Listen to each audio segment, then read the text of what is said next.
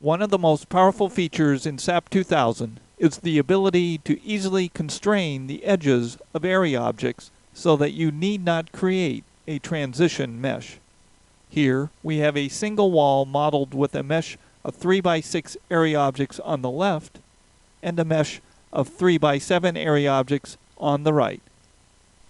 There is no continuity of the two meshes except at the bottom node. This type of mesh would traditionally cause poor results. We will load the wall with a single horizontal load of 50 kilonewtons.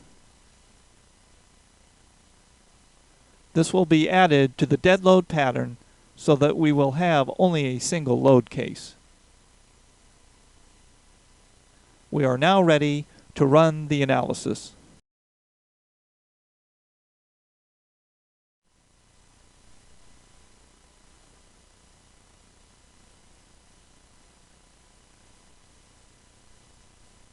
Once the analysis is complete, we see that the two halves of the wall move independently and not as a single wall.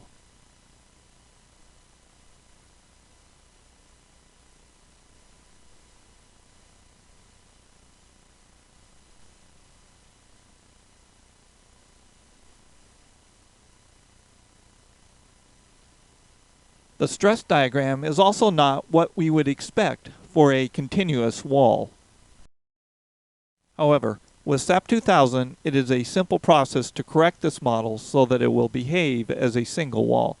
First, we unlock the model, and then we select all of the area objects along one side of the line where the mesh changes,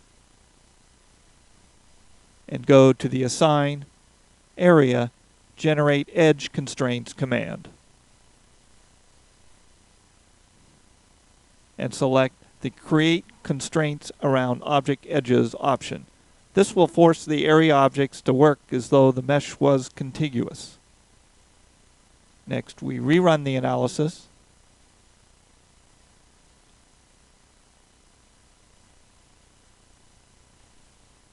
And now we see that the stresses are more appropriate for a single wall, and that the two halves of the wall move together.